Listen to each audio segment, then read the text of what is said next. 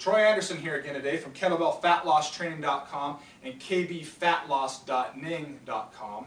I'm going to share with you a quick little conditioning sequence. I have shared this sequence, the movements with you, but I'm actually going to give you some programming before. So I really love this kind of programming, and it's kind of overlooked by a lot of people because I'm using this in my classes an awful lot. You can see my board for my classes over here. I've got a ton of this type of work on there, so I'll be sharing more of it as we go along. This is going to be inverse repetition schemes.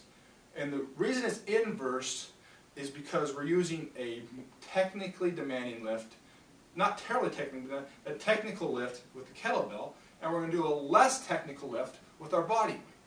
So what we're going to do is we're going to do high pulls and squat thrusts. And what they're going to do is work on inverse planes. So we're going to start with a lot of repetitions of high pull, and we're going to work down. What I typically do is work down by twos. So if we start at 20, we'll go 20, 18, 16, 14, 12, so on. We usually only work down to 10. We usually only do 5 to 6 sequences. And with the squat thrust, we'll probably start at, say, 10, or maybe even if you're less conditioned, start at 2 and work up by twos. So as we get tireder, as the sets go on, correct, our technical lift is actually going down, but the less technical lift is actually becoming more demanding. So they're working in inverse. So that's a real simple thing. I'm going to show you the lifts here and kind of show you a couple sequences through just so you can kind of get a grasp of what's going on with it. And go ahead and feel free to use it on your own. Use any kind of sequence you want. If you want to go down by 1, super. If you wanted to go down by threes for some reason, that's fine too. It's just a matter of picking something technical and something less technical and changing the workload by having inverse repetition relationships throughout the sets. So let's go ahead and take a look at this here. I'm going to do some high pulls, real simple, 2-hand high pulls. Like I said, it's technical, but it's not overly technical, so this is kind of a conditioning movement.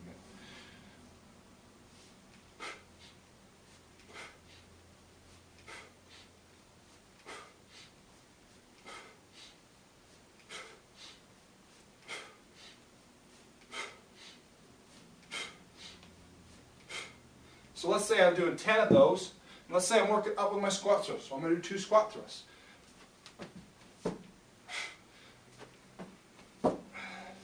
And then I would immediately transition back, doing 8, transition to the squat thrust, doing 4. Again, the inverse relationship. Use it with anything. I'm going to be bringing you a few more of these in the upcoming weeks.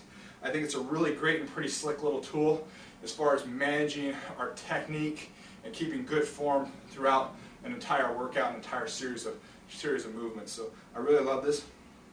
If you like this video, be sure to stop by our fat loss Ning site. It's kbfatloss.ning.com. We have some really great conversations going on there. We talk about nutrition, a lot of videos there. We've got 340 members now. So please come over and have a conversation with us. We'd love to hear from you. If you're looking for a good, high quality kettlebell product, stop by KettlebellFatLossTraining.com. Look forward to see you around.